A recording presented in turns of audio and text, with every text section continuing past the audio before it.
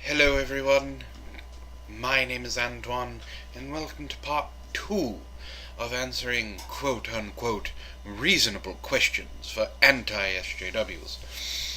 If I sound a little dejected, it's because I am. I have 9+ minutes left of this garbage, and I went through an entire bottle of strong Irish whiskey, and I didn't wake up too well. My head was pounding, my mouth was dry, and I kept hearing the potential questions that were coming. So, I have already steeled myself for what is going to be, hopefully, the last portion of this podcast, and I won't have to deal with this again. Let's start, shall we? Answering more reasonable questions for anti-SJWs. Why don't you seem as concerned with actual feminist theory in academia as you are with wrecking people for views? That's where you have it wrong. You see, I am worried about feminist teachings and social justice teachings in academia. I want to point something out to you, and it's this clip right here.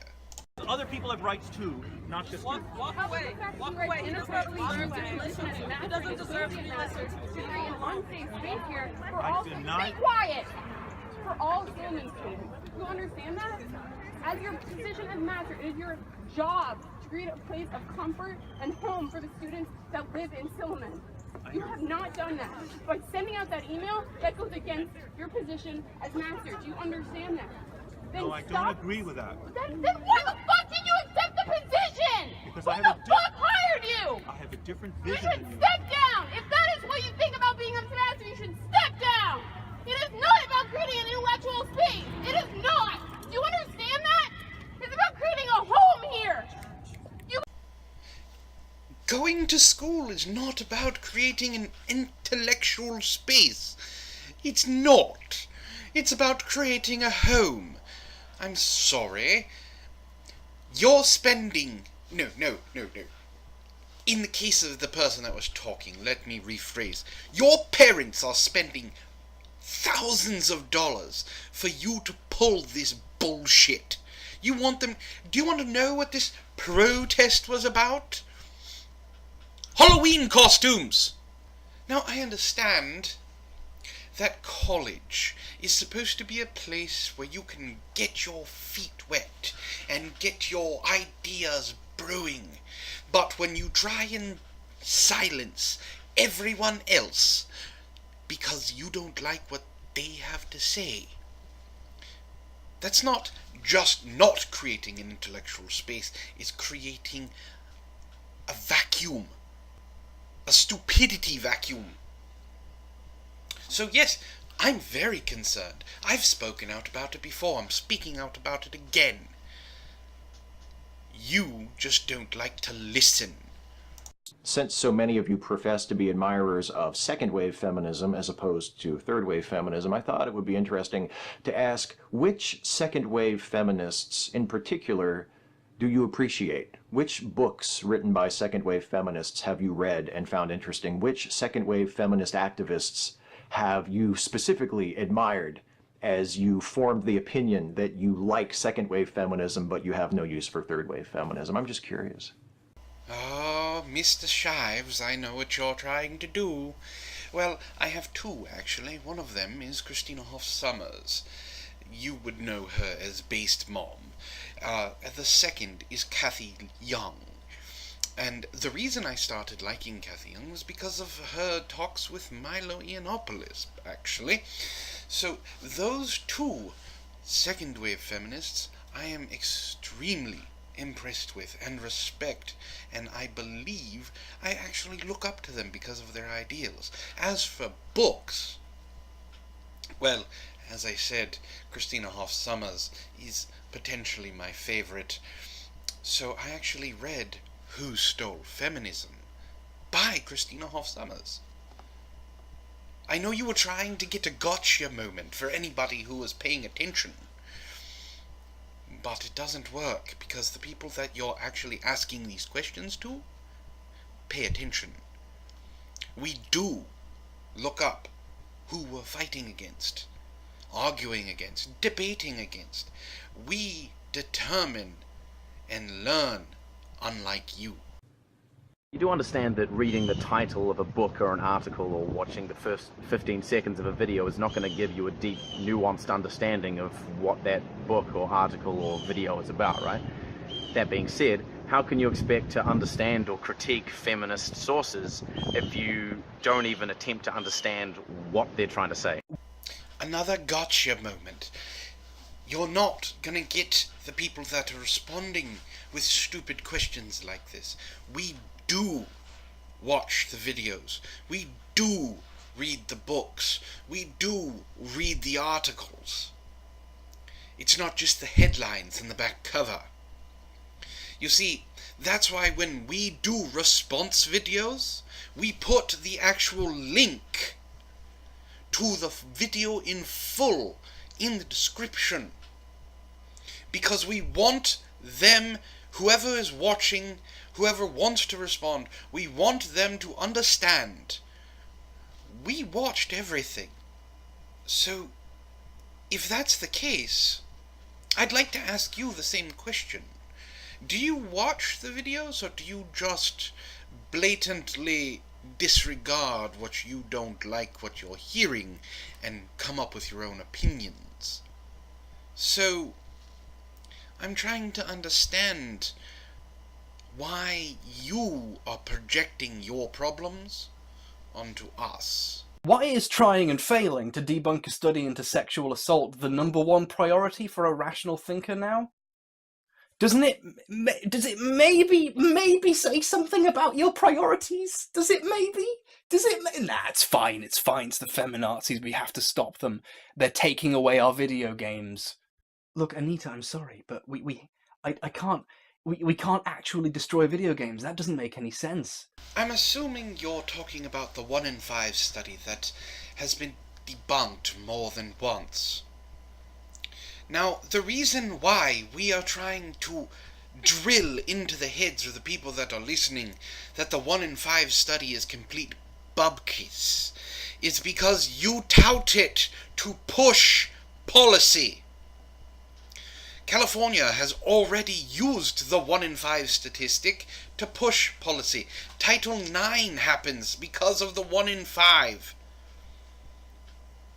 We try and try and try to speak up about it because it's important when you and your ilk use it to get funding for things that it doesn't need.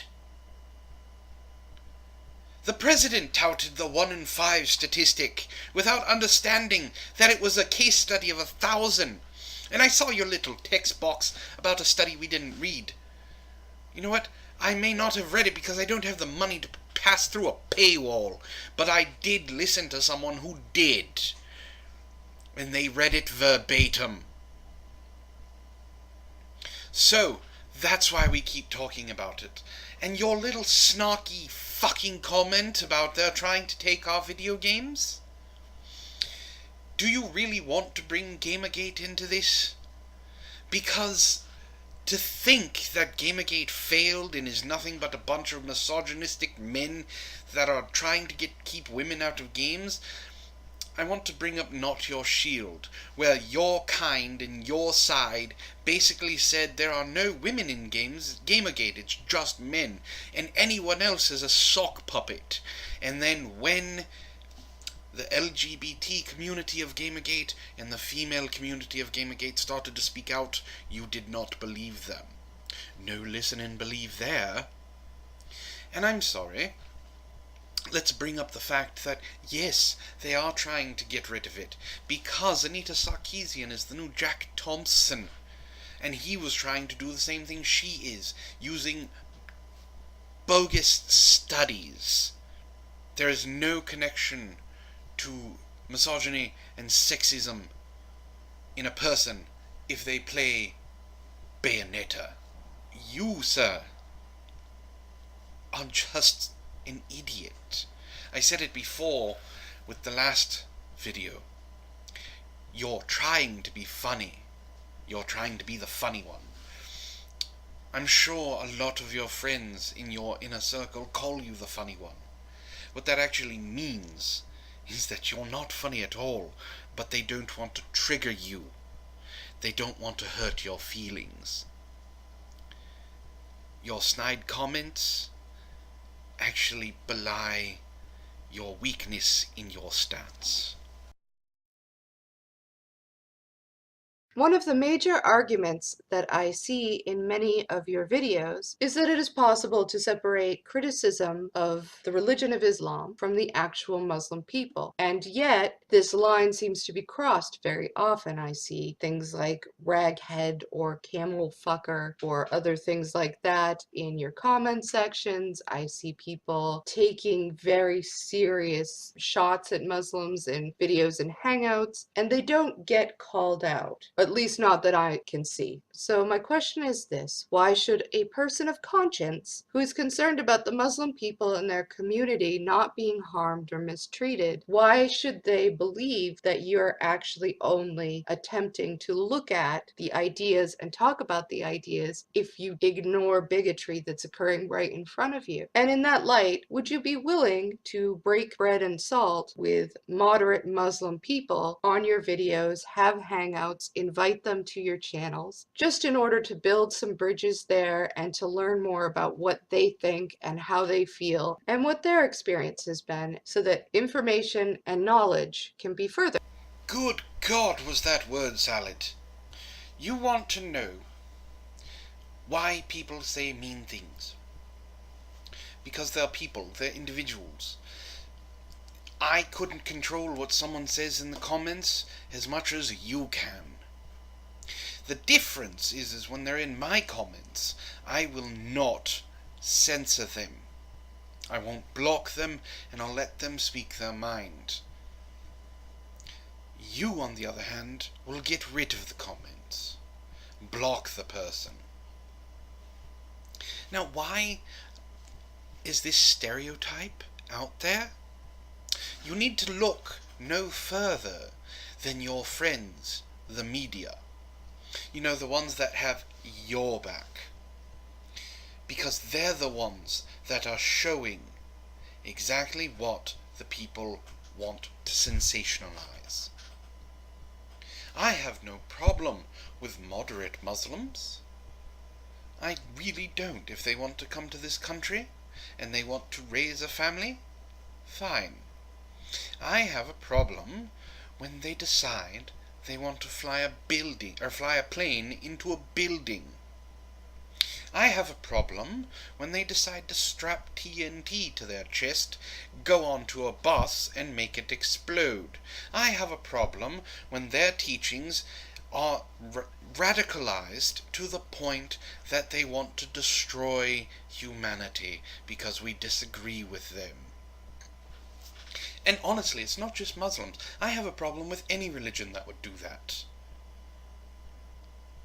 If you don't want to kill people because a book tells you to, then we have no problems. If you can deal with my opinion, just like I deal with yours, and you can respect my opinion, just as I would respect yours, then we have no issue. I take a page out of the book of Lauder with Crowder. He's had people on his show that he vehemently disagrees with, Muslim and all, but he still respects them enough to talk to them and find out their side. He may not agree, and he lets them know that he doesn't agree, but he actually has a back and forth. So I honestly have no problem with the moderates. It's the radicals that I have a problem with. And as for how it's portrayed, well, I blame the media for that one too. Do you deny that systemic racism against black people is like a thing in general? If so, What? Okay, just step over. Just cover your ears for a second and let the smart people talk. If not, why is it so much more important to you to demonize groups like Black Lives Matter than to actually use your platforms to discuss actual solutions to issues surrounding race and racism? I'm gonna let Black Lives Matter speak for themselves.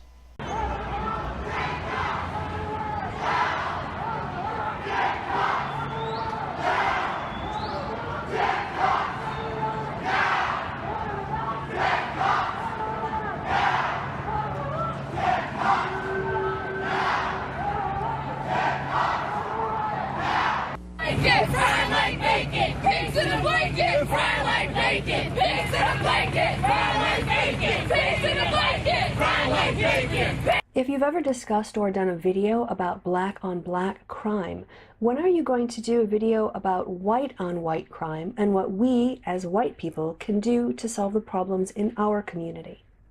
Well, according to Francesca Ramsey from MTV, there is no such thing as black on black crime. And according to some SJWs, race is just a social construct, so you don't actually have to identify as whatever race you are born. But let's get down to brass tacks, shall we? According to statistics. Now, I got it from Wikipedia. I know it's not the greatest, but according to statistics on Wikipedia, as of 2016, the population of the US is 72.4% white and 12.6% black. That is a huge margin of difference.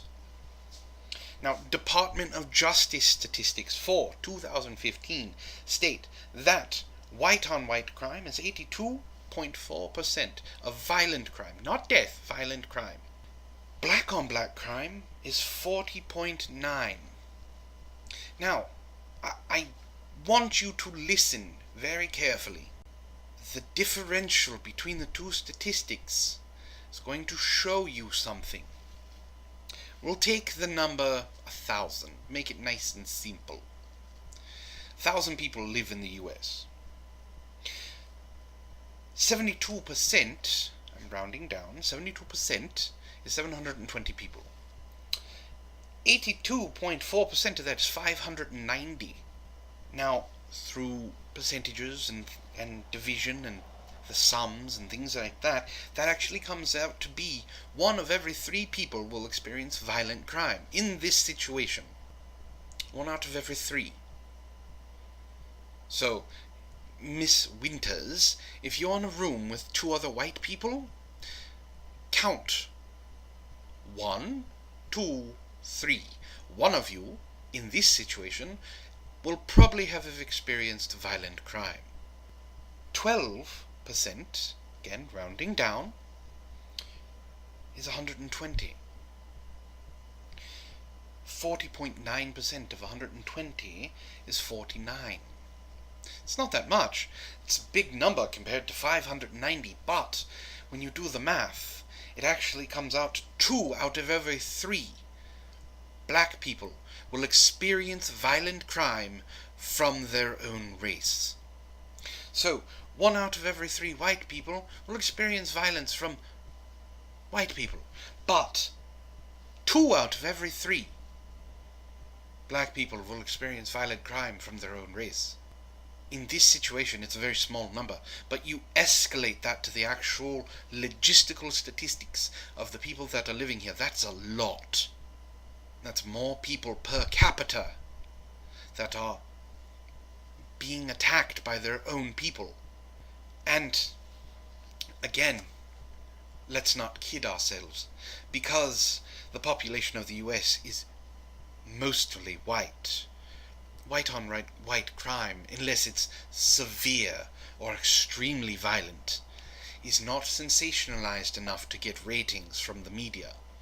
So, even going back, Kristi's question about Muslims, the media is to blame for what we're seeing, because they don't care about story anymore, they care about ratings. And when that started happening, this started becoming forefront. Why is a literal teenager's different definition of racism from you so horrifying that you all have to go, no! No, we have to stop him! We've got to debunk him now! Ah! For you to understand why we decided to debunk Milo, or so many of us decided to debunk Milo, or go after Milo Stewart, you'd have to understand humor, which you clearly don't, and you still don't. It's not him. It's the 16,000 subscribers that he has that follow his every word. Or her every word, I don't know. They take it as gospel truth. And that's a problem. Because then they go and start preaching that to everyone. And we get things like gender-neutral bathrooms, gender-neutral toys, Target taking away sex-labeled toys between boys and girls. We get people saying, well, my son likes to dress up in a dress. He wants to be Elsa for Christmas. He's only 4. I'm going to exploit that as much as I can. Milo Stewart is an endless font of laughs. We're not trying to hurt his feelings. Now, granted, we are laughing at him, not with him.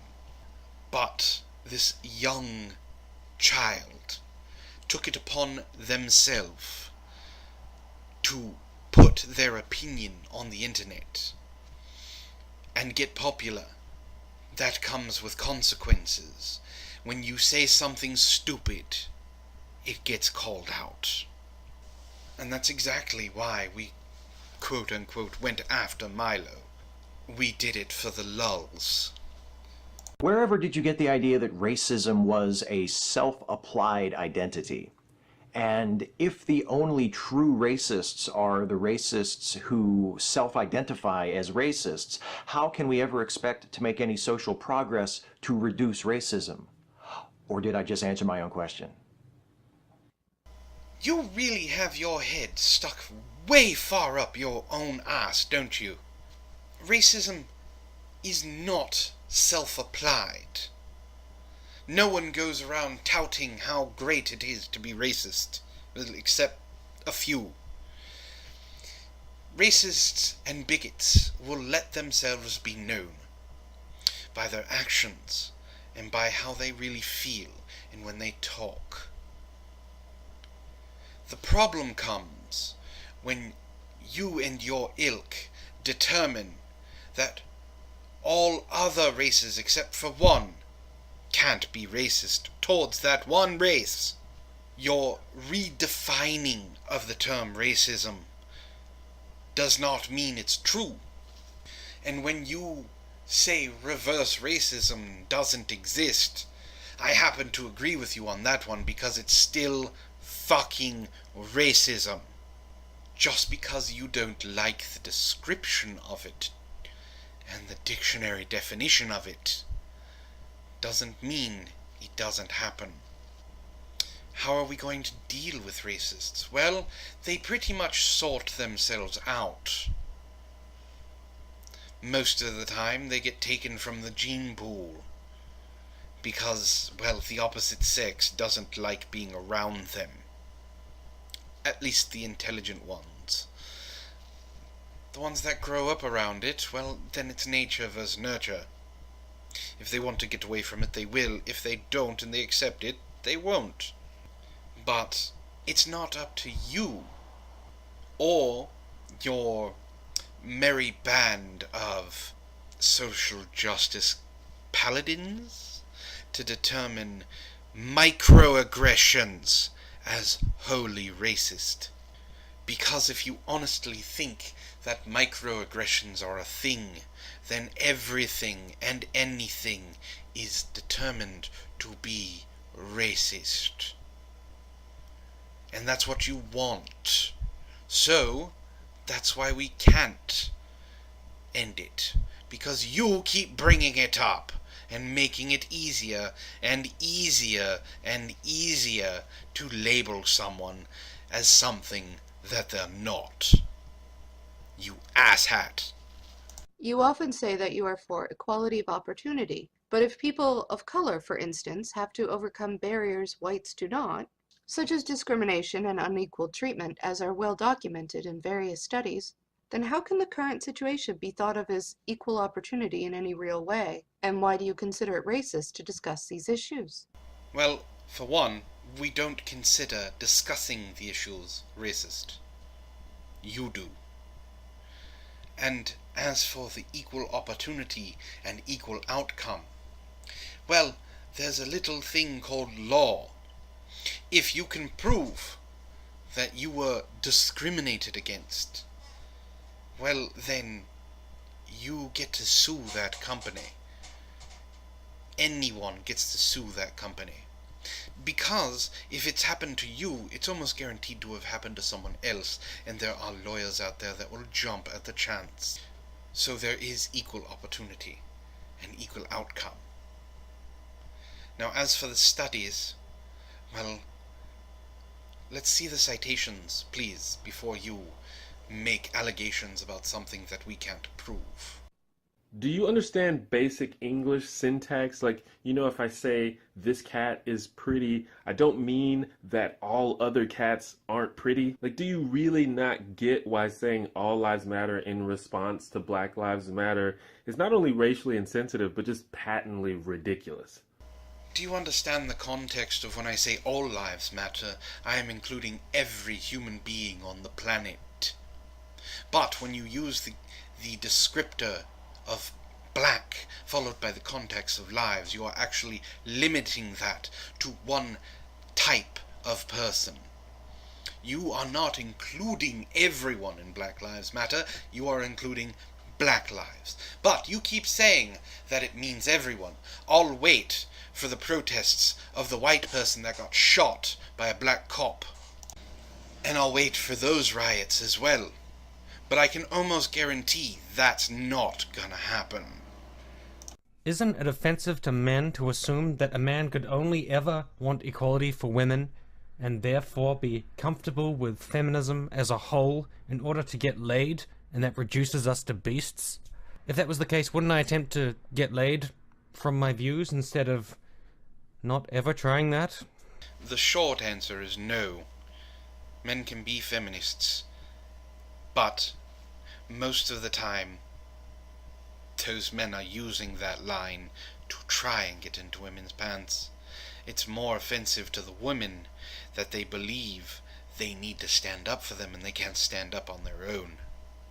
If you say you're an egalitarian, will you call out the man-hating slurs that you see coming from people within your community? People who use terms like cuck, beta male, faggot, or mangina? All of these things basically distill men down into thinking that the most important thing about them is to be having sex with a woman. That's rather offensive. So what are you doing to stop this kind of behavior in your community? For one, the person that's being called that, I have faith that they can actually stand up for themselves. I also don't think that the person who is using the term cuck or beta male is actually using it in the way that you think they are using it. You see, I understand context, I understand sarcasm, I understand humor, and believe it or not, I understand people giving each other shit. Most of the time, those terms are used in jest. What do? I either ignore it, or if it is a real issue and they are truly trying to insult someone, I will say something to them. But other than that, I do not take umbrage for someone else who I believe is an adult and can stand up for themselves. If they are truly that weak that a word can hurt them, they need to get off the internet, because the internet is not for the faint of heart. What is the number of followers, the number of likes, the number of dislikes, the number of retweets, the number of subscribers, any of those numbers, any of those metrics, what have they got to do with the argument? Deepak Chopra, for example, A man who trots out an endless stream of pseudoscientific quantum woo bollocks has nearly 3 million followers. So what? Those people follow him because he tells them what they want to hear. Why even mention the number of followers you have? What difference does it make? I honestly think you answered your own question. The amount of subscribers or followers or likes on a page doesn't mean anything. It means you have a platform of followers that enjoy what you're doing or like listening to you. I'm sure you have subscribers. I know Kristi Winters does. I have subscribers. But I don't use that as a platform of bumping my chest into someone else. It's not a thing. It doesn't mean anything. You answered your own question. Why did you ask it?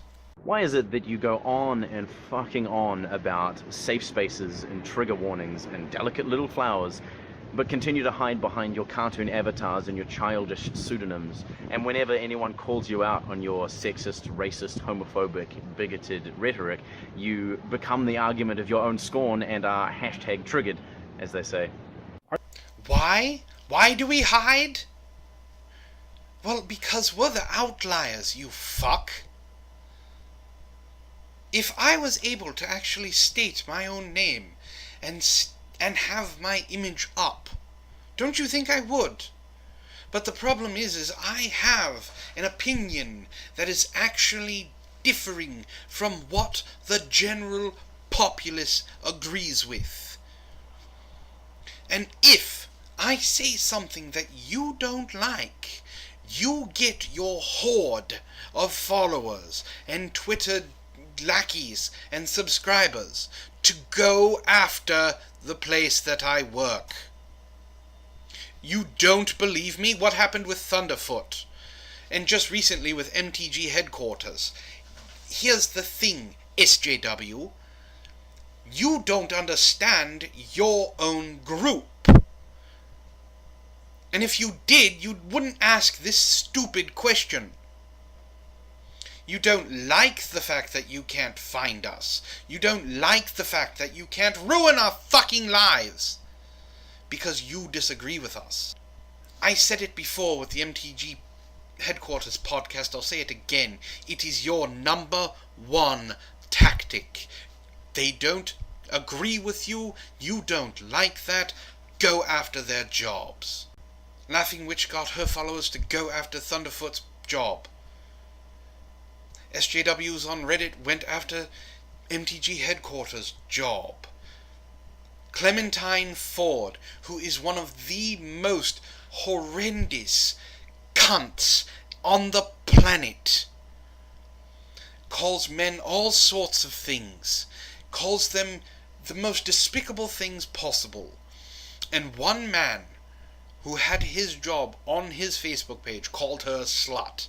And what did she do? She went and cried victim, gave her side of the story without giving him a chance to give his, and demanded his head, and he got it. That's why.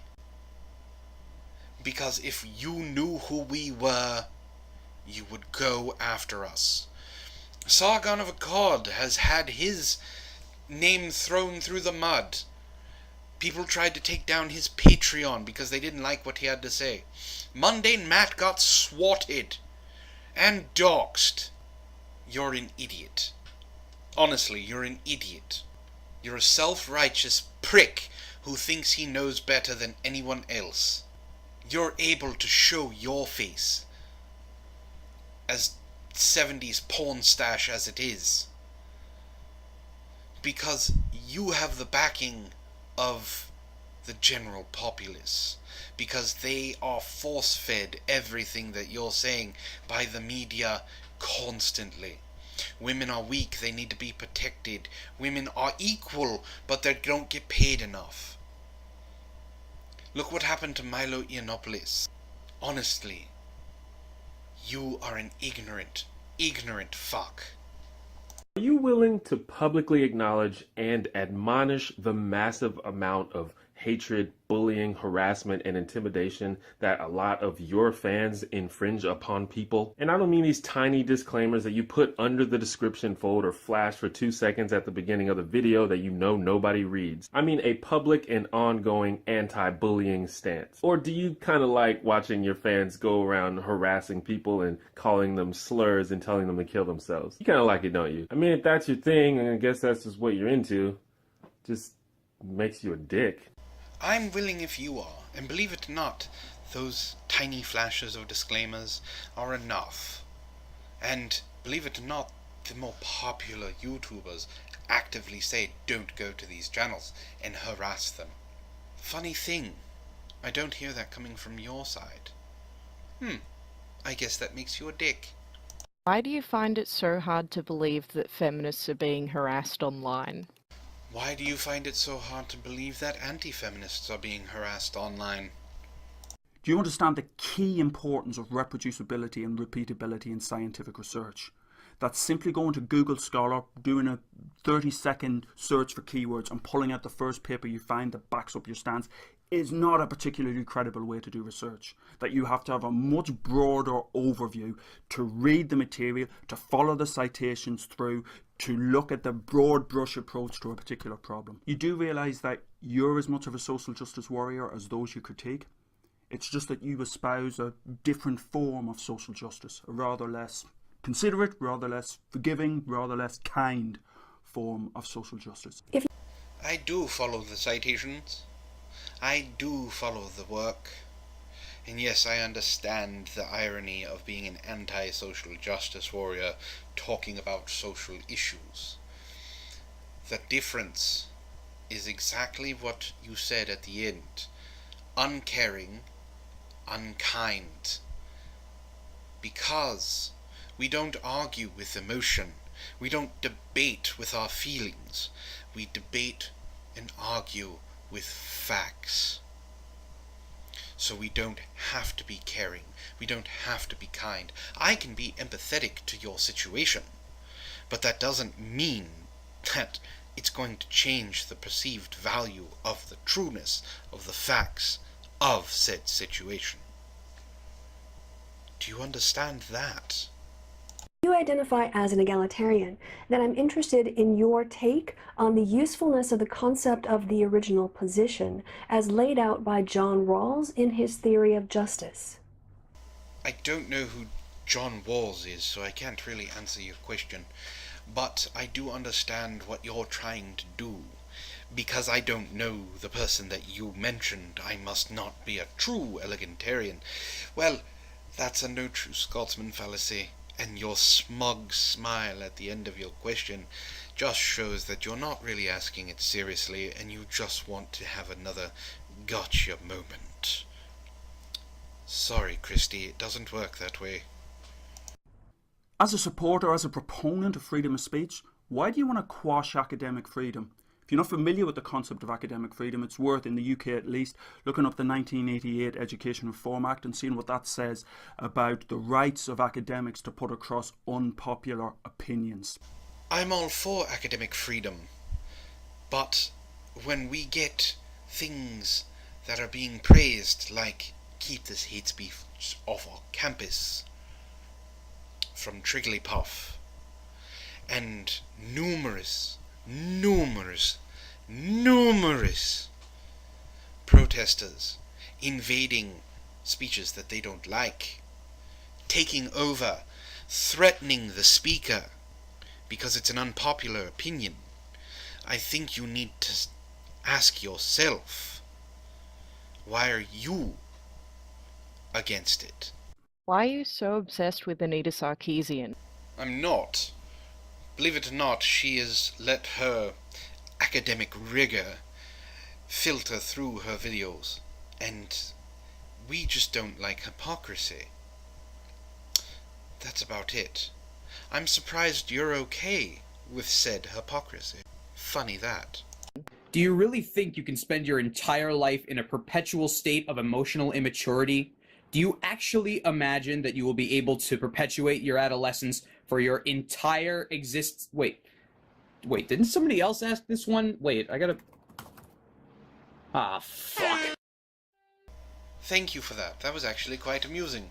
It's better than anything you've done so far, and actually more entertaining than the one who's the funny one of your group.